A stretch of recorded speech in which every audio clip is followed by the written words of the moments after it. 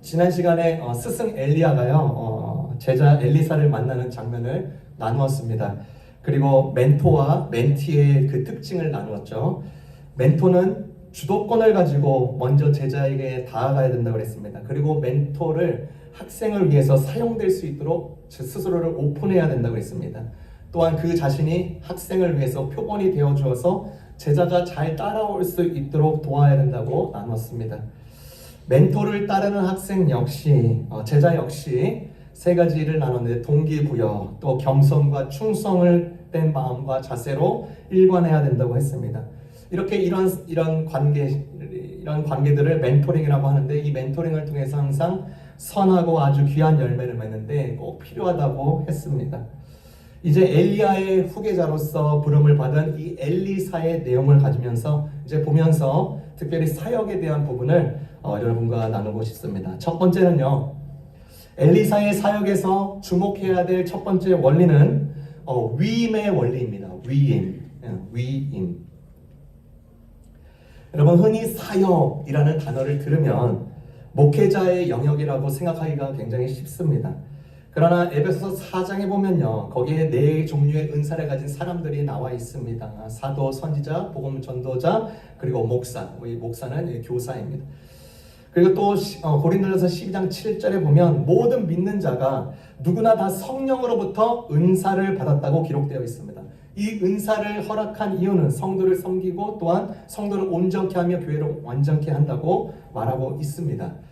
그러므로 이런 사역이라고 말하는 이 단어를 들을 때 모든 성도가 관여하는 하나님의 일을 말하는 것입니다. 사역을 통해서 성도들을요, 예수 그리스도께 더 가깝게 가도록 돕고요, 하나님의 증거가 드러나고 또 그 사역을 통해서 그리스도의 사람으로 성숙되게끔 돕는 역할을 하는 것입니다. 주님 앞에서 볼 때는요, 큰 사역, 작은 사역이 없습니다. 다 모두가 주님을 위한 사역이고요, 그 일에 우리가 가진 작지만 그리고 부족하지만 그래도 그 가진 은사가 적절하게 사용되어서 주님의 아름다운 공동체를 이루게 되는 것입니다. 엘리야가요, 이제 엘리야의 그 엘리사가요, 이제 엘리야의 2배의 영감을 물려받게 해달라는 이 엘리사의 바람, 그저 그냥 2배나 더 받고 놀라운 기적을 행해주세요라고 하는 요구가 아닙니다. 더 효과적인 사역을 행해주세요라는 요구가 아니었습니다. 이 2배의 영감을 달라는 말은 당시 그 고대 근동의 문화에 따라서 장자가 아버지에게 당연하게 구하는 요청이었습니다. 나 이만큼 주세요. 엘리야는요, 그 당시에 가족이 없었던 것으로 보였고 그 다음에 물질적인 재산도 역시 없었을 것이므로 선생 엘리야가 가장 확실하게 가지고 있었던 것 한 가지, 살아계신 하나님의 주시는 권위와 능력을 달라고 요구했습니다. 그리고 엘리야는 주님에 의하여서 올라갔습니다. 엘리야가 그 떨어진 옷을 이제 그 제자 엘리사가 집어잡고 이렇게 외칩니다. 14절에 나오죠. 엘리야의 하나님 여호와여 어디 계십니까? 그때 그 옷을 가지고 엘리야의 옷을 가지고 강물을 쳤는데 강물이 갈라집니다. 엘리야의 영을 2배나 달라는 그의 요구를 들어주셨다는 하나님의 놀라운 사인이 되는 것입니다. 분명한 신호탄이 되는 거죠. 엘리사는 자신의 권위로서가 아니라 하나님께서 그의 삶을 사로잡았다는 그 근거로서 이제 사역의 시작이 되었구나라는 것을 보게 되는 것입니다. 이것이 사역의 아주 중요한 토대가 되는 것입니다. 하나님께서 위임하셨다라는 이 근거에 서야 되는 것입니다. 내 열정, 내 열망, 나의 비전, 나의 욕망, 나의 야망이 아닌 것입니다. 하나님의 위임으로부터 거기 선 것입니다. 만약 여러분이 하나님의 일을 하고 싶으면 우리는 먼저 하나님께서 그 일로 우리를 부르셨다는 것에 대한 확신이 분명하게 있어야 됩니다. 그렇지 않으면 우리가 하나님의 일을 하는 것 같은데 그것은 하나님의 일이 아니라 우리 스스로의 일이 되고 말 것입니다. 여러분, 여호수아를 잘 생각해 보세요. 엘리사처럼 여호수아도 위대한 지도자의 후임자였습니다. 가나안 땅으로 이제 직전에 이제 첫 번째 사역은 여리고성 함락이었습니다. 그런데 그 일이 직전에 놀라운 일이 생기죠. 여호와의 군대 장관이라고 불리는 그 자가 여호수아 앞에 딱 섭니다. 그리고 다시 한번 주지시키를 전쟁은 여호수아의 것이 아니라 주님의 것이다 라는 것을 또 주지시킵니다. 여호수아는 지금 너 인간적인 정복을 하고 있는 게 아니야 라고 다시 한번 기억하면서 하나님께 받은 임무를 너 지금 하는 것이야 라는 것을 알려주는 것입니다. 주님께서 너의 시중 들기 위해서 오신 것이 아니라 지휘권을 맡으러 오셨다라는 것을 여호수아 앞에서 알려주신 것입니다. 이러한 위임의 원리를 잘 알려주셨고 그 토대로 하늘의 사역을 잘 감당할 수 있었던 것입니다. 신약시대에요. 바울을 봅시다. 바울 역시 그렇습니다. 바울은 예수 그리스도를 따르는 자들을 매몰차게 쫓아가고 학대하고 잡아놓고 때려잡는 자였습니다. 그러나 예수님은 그런 자를 마치 천국의 사냥개처럼 바울의 생각을 뒤쫓고 바울의 기억을 뒤쫓고 바울의 양심을 뒤쫓고 바울의 영혼을 집요하게 뒤따랐습니다. 그리고 그를 만나주셨습니다. 놀라운 은혜였죠. 그리고 이 바울은 이방인을 위한 자로서 이제 예수 그리스도를 믿는 자를 때려잡는 자에서 이제 예수 그리스도를 몸을 세우는 자로 사역의 방향을 확 틀어버립니다. 어떻게 그런 일이 가능할까요? 하나님께서 그의 삶을 사로잡았다는 이 근거 안에서 그가 일어섰고 하나님께서 그 일로 그를 부르셨다는 확신에 섰기 때문에 그렇게 할 수 있었습니다. 여러분 오해하지 마십시오. 여러분이 하는 일을 두고 다 때려치고 하나님을 위한 목회자로 방향을 틀라는 소리가 아닙니다. 성도로서의 사역을 말하고 있는 것입니다. 하나님은 우리 모두에게 고유한 일을 주셨고 또한 성도로서 맡긴 주님의 일이 있다는 것입니다.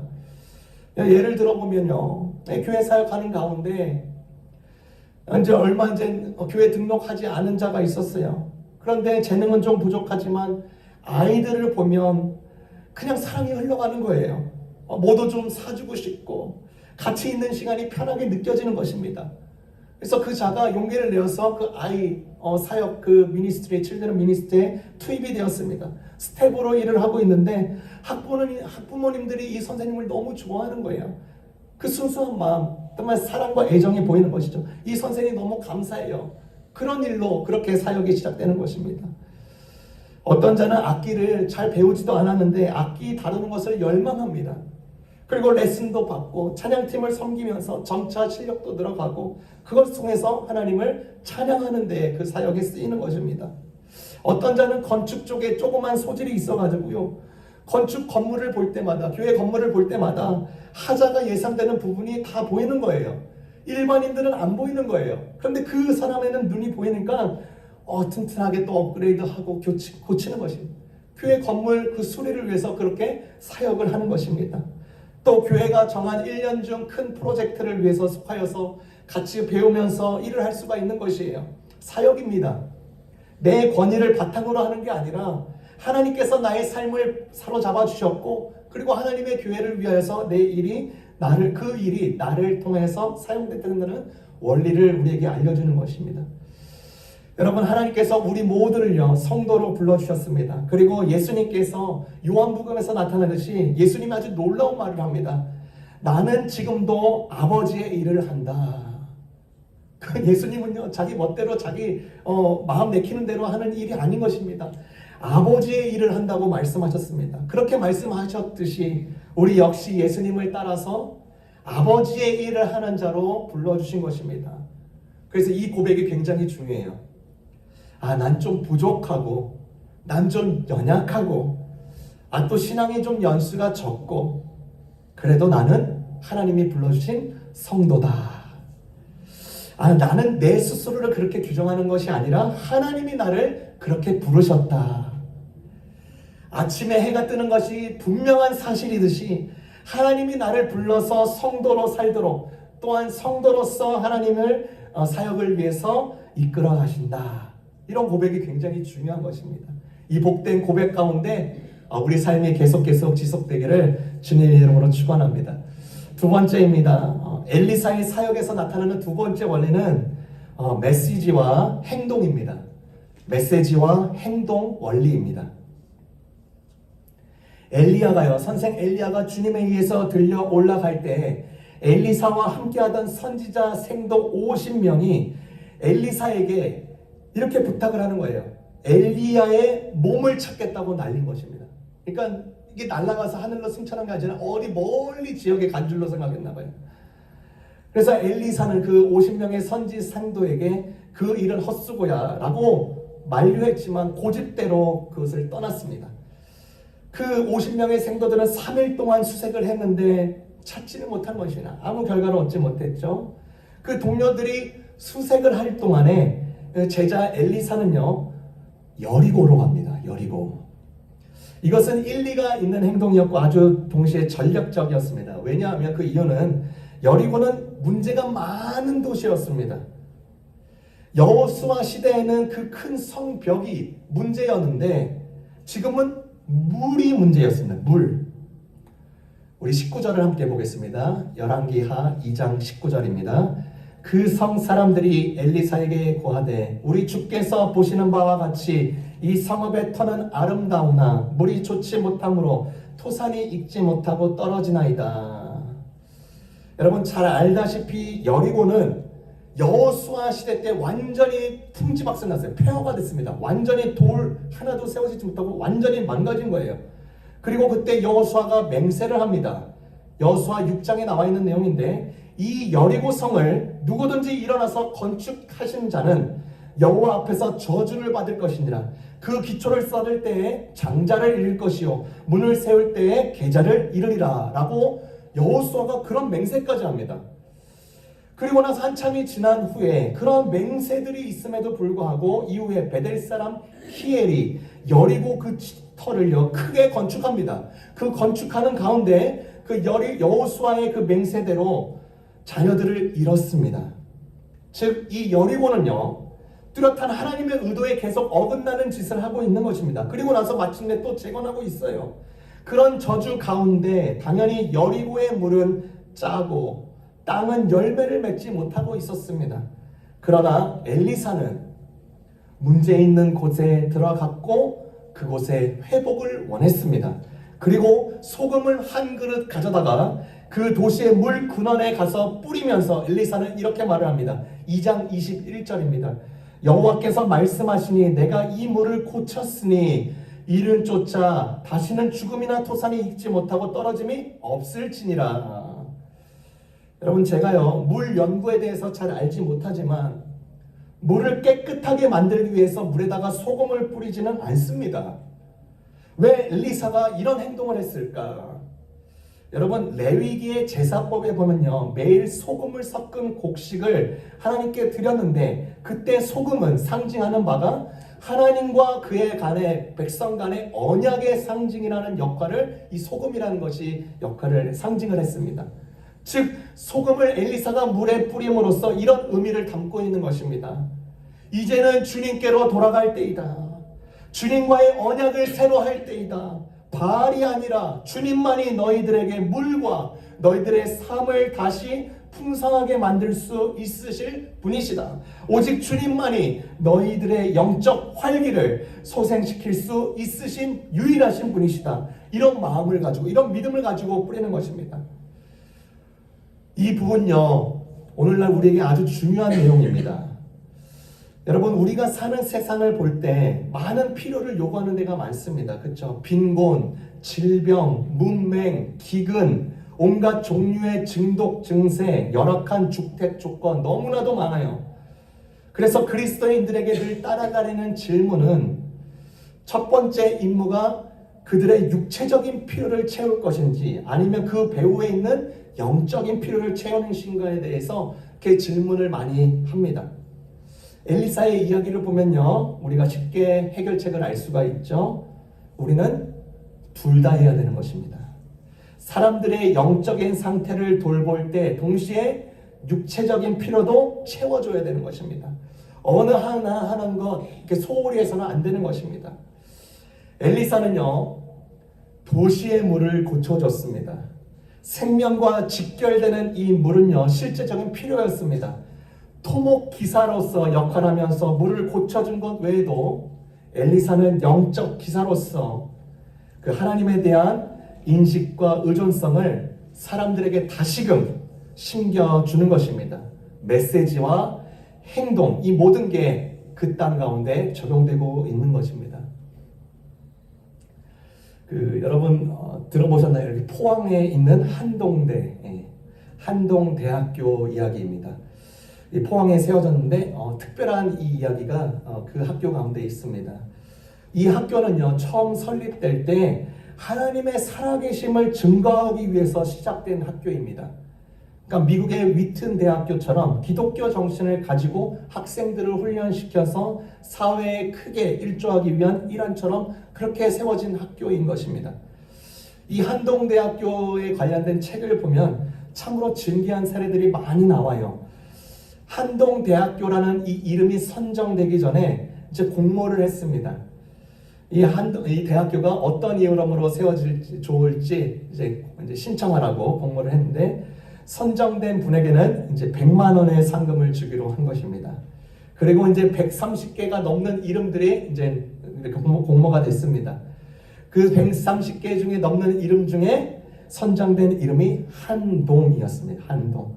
한국의 동쪽, 학문의 요람이라는 뜻입니다. 나아가서 동쪽에서 떠오르는 태양처럼 학교에서 학생들의 신앙과 학문을 도모하기를 바란다는 뜻으로 이것이 이렇게 이름이 공모가 된 것이죠. 그리고 선정이 되었습니다. 이 한동이라는 이름을 공모하시는 분을 찾았더니 교회를 아주 조그만하게 개척하신 목사님께서 100만 원이 꼭 필요해서 공모하고 기다리고 있는 중이었어요. 또한 이 학교에서요, 내세운 슬로건이 무엇이었냐? Why not change the world?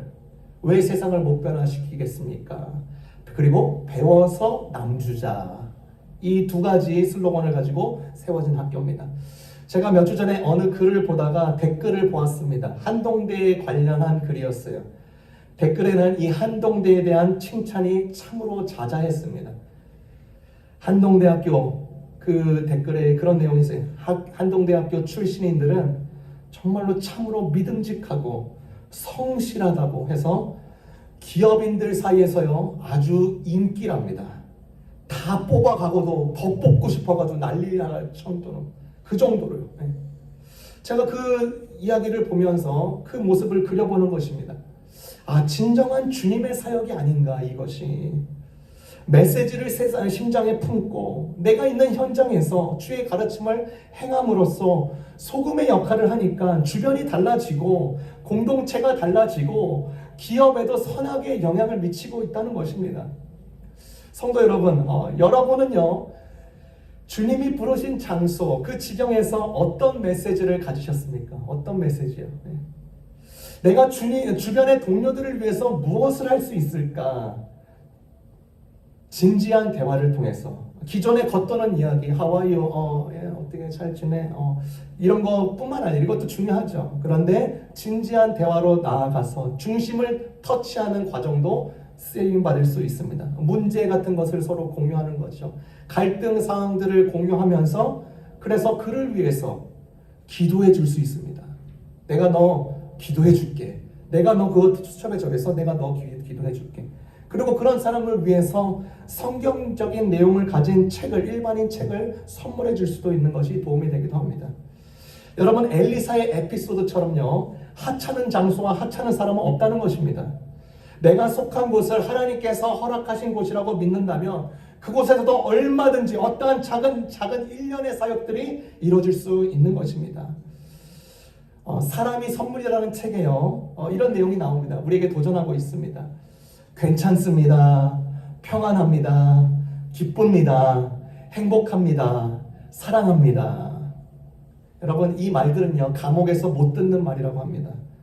지금 내가 속한 곳이 감옥이 아님에도 불구하고 이런 말들이 내 입에서 사라졌다면요, 지금 내 주변은, 그리고 나는요 감옥과도 변하는 조짐이라고 지적을 했습니다.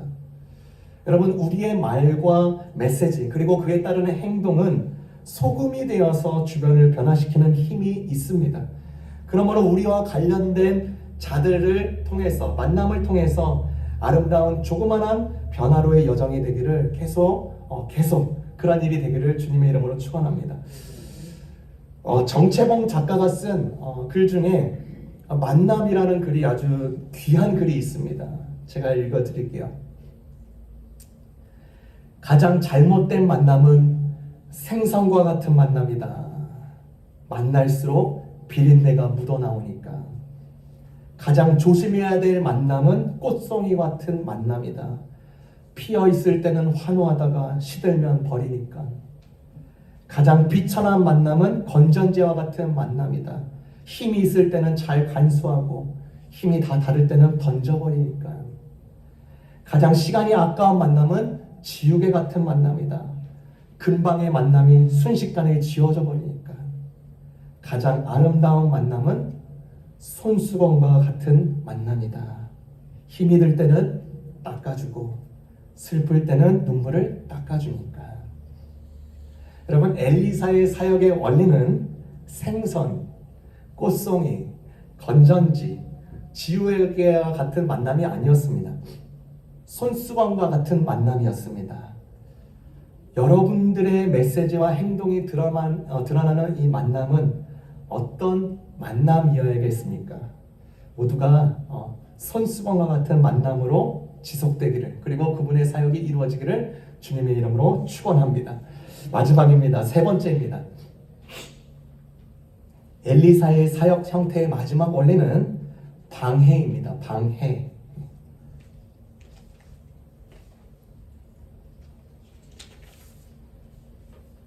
새로운 여호수아처럼요, 엘리사는 새 그릇에 그 소금을 가지고 그 다음에 여호와의 말씀으로 두 번째 여리고의 정복을 통해서 여리고에서 생명을 회복하고 그 생명을 여리고로 하여금 누리도록 했습니다.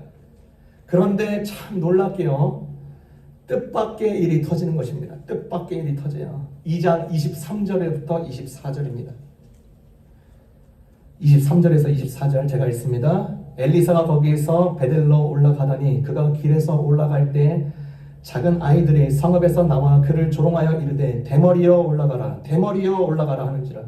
엘리사가 뒤를 돌이켜 그들을 보고 여호와의 이름으로 저주하며 고수풀에서 앙곰 둘이 나와서 아이들 중에 42명이 찢었더라. 엘리사가 거기로부터 갈멜산으로 가고 거기서 사마리아로 돌아왔더라. 여러분, 이해가 되세요? 저는 이 본문을 처음 대할 때 도저히 이해가 안 갔습니다. 아니, 작은 아이들이 엘리사를 보고 대머리라고 놀린다고 이렇게 저주를 한다고? 엘리야의 수석 제자였는데 이런 마음이 들었습니다. 저는요, 어릴 때 이 본문을 대할 때 도무지 감을 잡을 수가 없었어요. 대머리가 뭐길래? 대머리가 뭐길래? 아니 좀 참 이게 왜 이렇게 된 거야? 그런데요, 제가요 머리가 좀 빠지고 나니까 대머리의 심정을 조금 알게 됩니다. 대머리요, 정말 민감한 거예요. 진짜 민감해요. 절대 놀리면 안 됩니다. 엘리사를 분하게 만들 정도였어요. 그러면요, 정말 이 본문은 대머리가 포인트가 있는 것일까? 아닙니다. 우선 여기 나오는 아이라고 번역된 것은 정확히 말하면 청년입니다. 청년 42명이. 그리고 대머리라고 조롱했던 포인트가 아니라 그 뒤에 올라가라 올라가라 그쪽이 포인트인 것입니다. 그러니까 이 말은 뭐냐면 자신의 동네로 들어오지 말라는 정도가 아니라 소위 승천했다라고 말하는 네 스승 엘리야처럼 어디 한번 올라가 봐, 어디 한번 올라가 봐. 조롱하면서 이 땅에서 완전히 꺼져버려, 이렇게 말을 하고 있는 거예요. 이들은 분명한 의도를 가지고 젊은 청년들로서 하나님과 하나님의 말씀을 대단히도 지금 배척하고 있는 것입니다. 언약의 하나님을 대적하고 있는 것이에요. 그래서 신학자들은 이 본문을 청년 학대 사건이 아니라 말씀 학대 사건이다라고 해석을 합니다. 맞죠? 이 사건을 보면요, 엘리사를 통해서 사역의 원리를 확인하게 되는 것입니다. 모든 사역에는요, 방해가 있는 것입니다. 방해가 있습니다. 오해라는 방해, 음모라는 방해, 간섭이라는 걸림돌, 조롱과 뜻밖의 사건의 방해입니다. 여러분, 느헤미야를 한번 생각해 보세요. 느헤미야는 150년 동안에 회파된 예루살렘 성벽과 심하게 멸시받는 자기 나라 백성들을 위해서 마음이 아팠습니다. 아무것도 할 수 없어서 마음이 아팠어요. 무너졌습니다. 그런데 느헤미야가 섬겼던 왕의 도움으로 예루살렘 성벽을 재건할 수 있는 모든 오피셜한 문서와 모든 행정, 그 다음에 물품과 재정이 다 준비되었습니다.